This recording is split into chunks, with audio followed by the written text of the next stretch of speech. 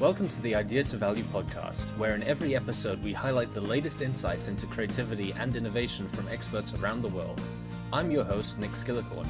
I care about the evidence behind what makes ideas happen, and I've already helped thousands of people just like you through my unique insights into recent scientific findings of how creativity works. I also show you how to turbocharge innovation programs so they finally deliver on the value and ideas you've been struggling to execute.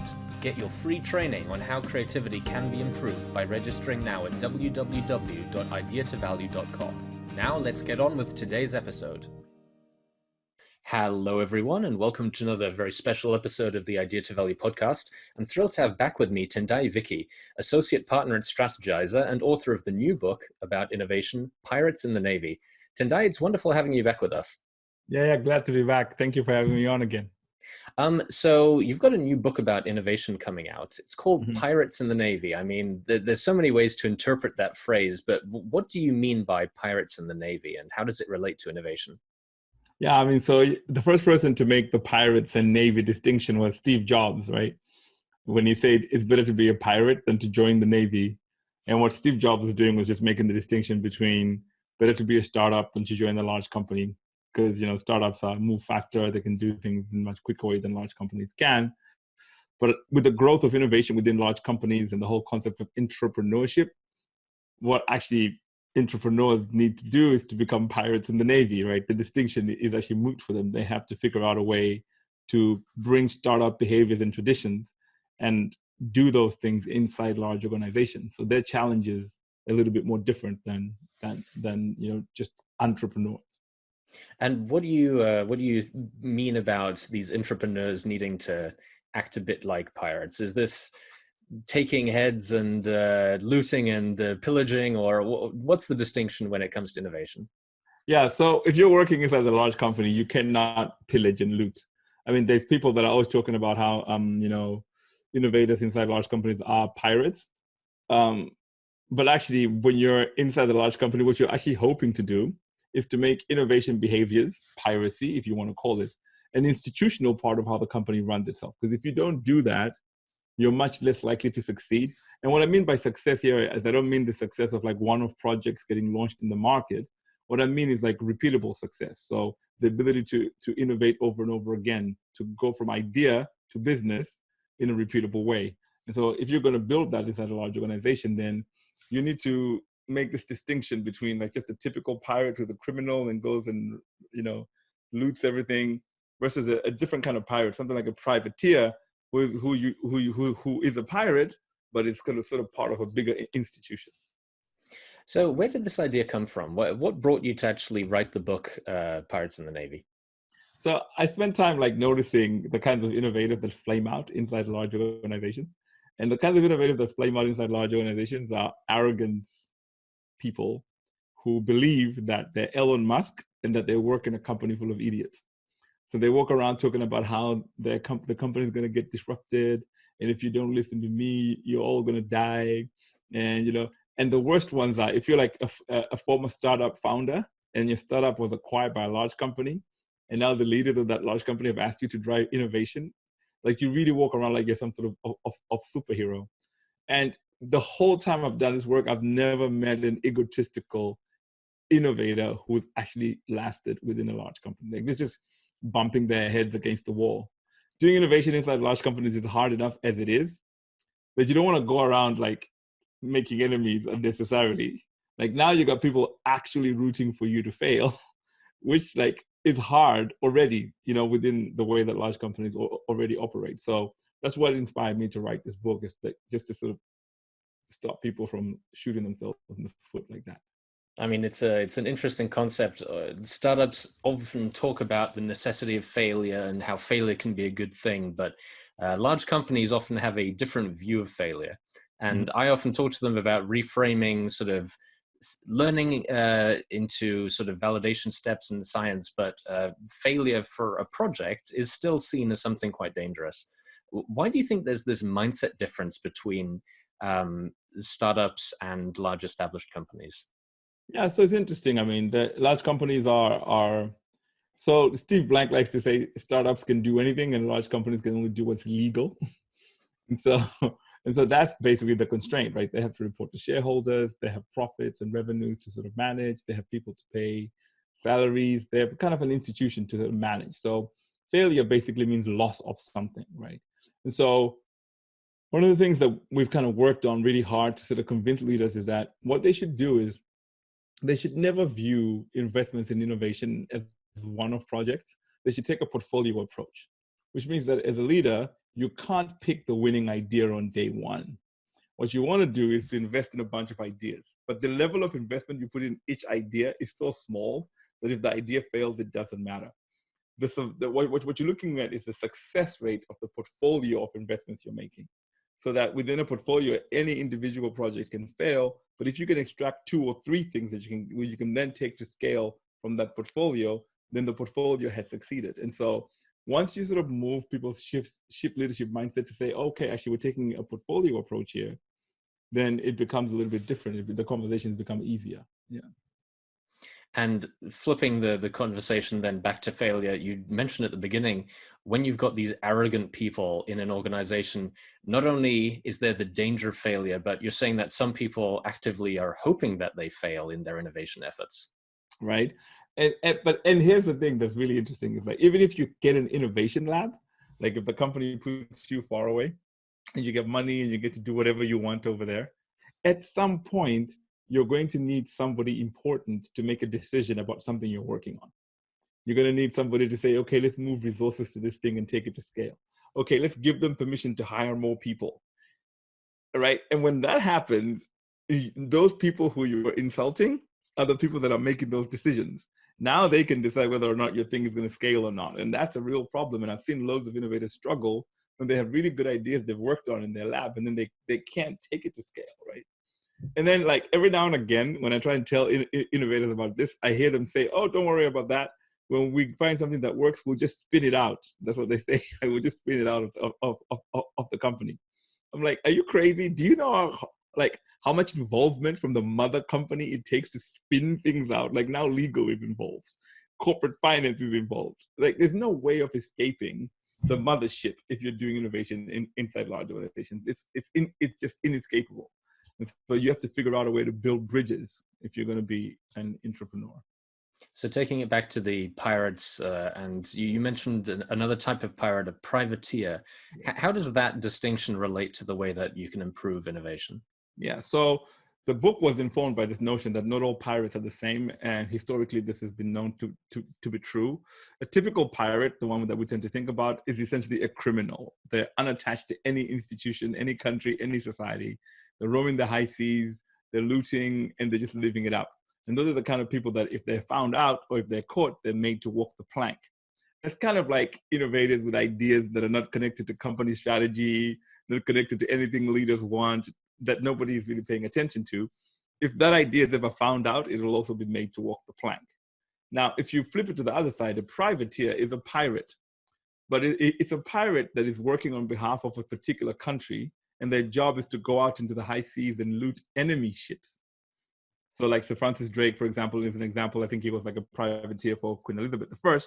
And so when you come back with something, right, there's actually an institution waiting to take your ideas in. If you come back with loot, you get rewarded, recognized, and celebrated. But if you are just a pirate, that's not going to happen to you. So what I'd like to do is to help intrapreneurs become privateers more than just pirates that are roaming the high seas. And how do you do that? Do you think culture-wise you can turn a pirate into a privateer, or that do you need to hire the privateers at the beginning?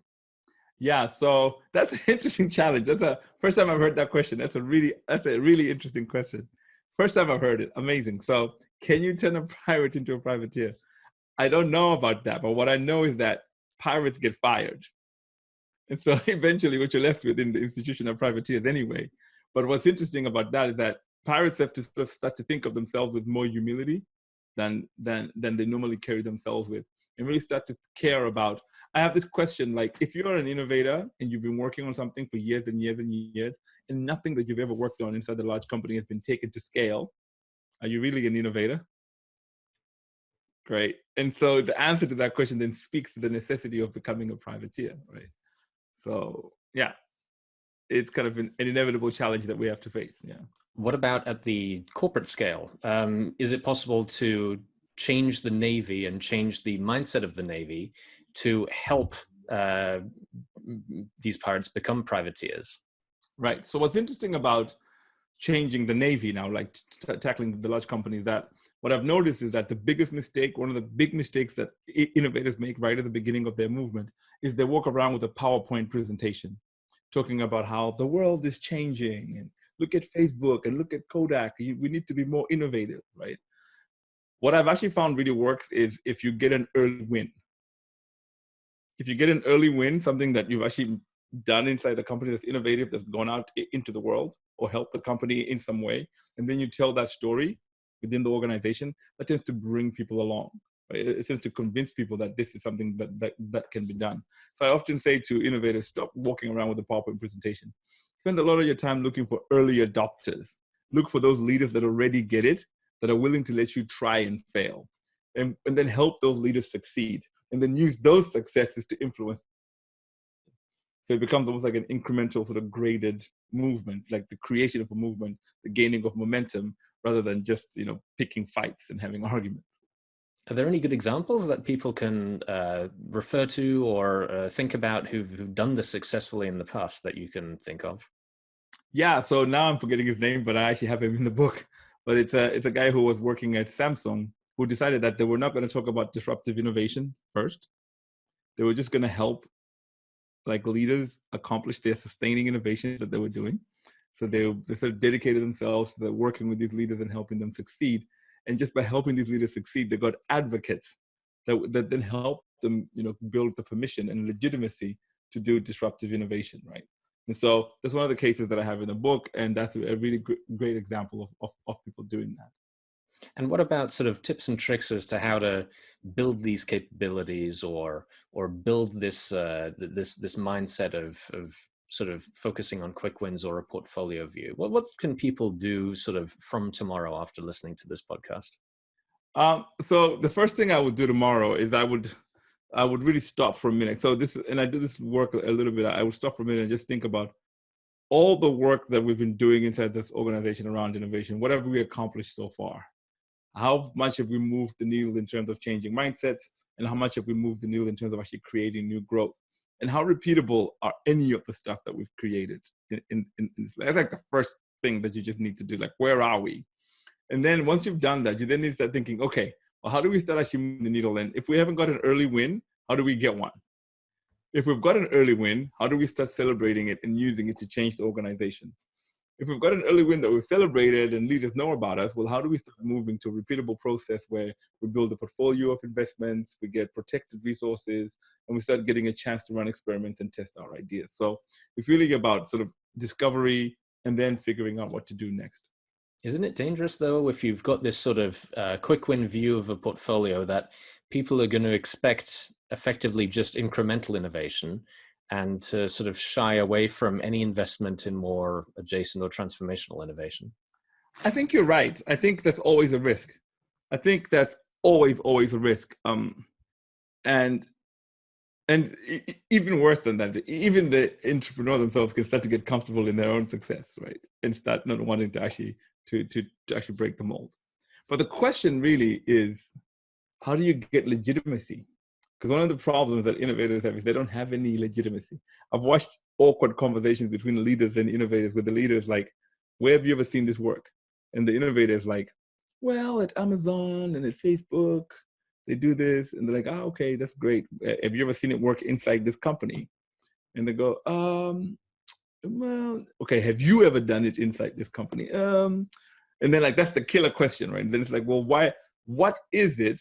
I remember getting asked that question myself, which is, I've seen this presentation before. What is it about you that would make us want to bet on you to do this work? And so the early win is just a legitimacy creator. We're creating legitimacy so we can use that legitimacy to do other work that's much more powerful inside the organization.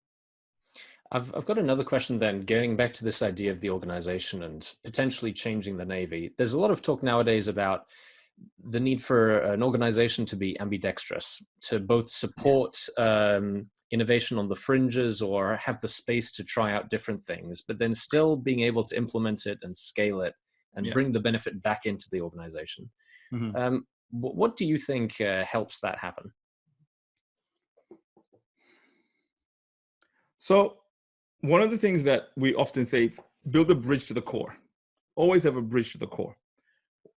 What tends to happen, and I remember having a conversation with the chief compliance officer in a large organization, that like a lot of intrapreneurs treat legal like it's an event. So they go work on whatever they wanted. They go, now we're going to legal when they're done, and then they take it to legal. And legal is like, sorry, you shouldn't have done this, you should have done that, you should have done this, you shouldn't have done that, and then they're back to the drawing board again. So the best way to prepare for scale is to have the organization already know what you're working on, start building those bridges early, bring everybody who's going to be involved in the decision to scale early into the concept so they can see what's coming. When working on those 10 things, 3 of those might end up becoming really important, and then they bring those in, and then over time, it's almost like getting your organization ready to absorb the stuff that you're bringing. If you don't do that, if you just turn up one day with something interesting, then people are busy, or like they've got like their annual goals, like where are you coming from, right? So that's the way to kind of figure that out. Yeah. One thing that I've noticed is vitally important related to what you're talking about is for the people doing the innovation development to understand the difference between communicating validation and progress and asking for permission. And quite often, if you arrive, as you say, at the legal department on day 0, when things are about to be launched, all of a sudden they think it's their job to tell you all the reasons why something can't happen yet, because I am not ready to give permission yet. And when you sort of bring them along the journey, they understand more and more why things are happening, why they're different, and therefore it becomes more of a sort of silent yes than a sort of formal no. Exactly, because they've been approving some of the decisions you'll be making all along the way. We've even done things that are much like better than that, where we work with legal and compliance to actually create innovation guidelines. To say like, these are the 9, 10 things that you can do. If you go beyond these, then you need to get these permissions. If you're at this innovation stage, do it this way. Much later, we need to get more. And so as teams, like, once you have that kind of embedded, now you have a repeatable process. You don't have to keep like arguing with legal every new project. You've got agreements in place now that allow innovation to flourish and actually grow. And there's one final thing. I know that we're coming up to time, but there's one thing I wanted to ask you, going right back to the pirate metaphor. I'm sure that having pirates in the organization and privateers isn't all bad. So what sort of positive aspects of this intrapreneur pirate mindset can actually benefit the company if managed properly? Yeah, so yeah, I mean, having pirates, just pure pirates, people just like breaking norms and breaking rules and just causing chaos inside organizations, I think it's good for organizations to experience some of that, because there's always shifts and transformations that happen even as the organization is resisting. Mindsets are still changing. I think it's just not sustainable for the career of the pirate. Like you're just not going to survive the organization. And so that's why, having this more privateer mindset where you sort of slowly engage and change hearts and minds, I think it's good for both the organization that you're able to change through great social influence, and also just for the sustainability of your own career, right? Perfect. Tendayi, it's been wonderful speaking with you. If people want to find out more about you, your work, or the book that's coming up, what's the best way they can find out about that? Yeah, so just tendayiviki.com, my name, tendayiviki.com. And yeah, you'll find all the details there. Also, the book is now available for pre-order on Amazon. So perfect. I'll make sure to get all the links down in the description below. Tendayi, it's been wonderful speaking with you, and I look forward to speaking again with you soon. Thank you. Thank you very much. Really appreciate that. Thank you so much for listening. If you liked it, please like, share, and subscribe, and leave me a comment about what you thought and what you'd like to see more about. If you want to take your creativity and innovation capabilities to the next level, then invest in yourself with the premium training only available at ideatovalue.com. These exclusive training modules have all been put together by me, Nick Skillicorn, and have been used by thousands of artists, innovation leaders, and CEOs to become better at understanding the source of their creativity and executing on their innovation ambitions. And there is no risk to you, as they are backed by our money-back guarantee. Now, don't forget to go out there and make your ideas a reality. See you again soon.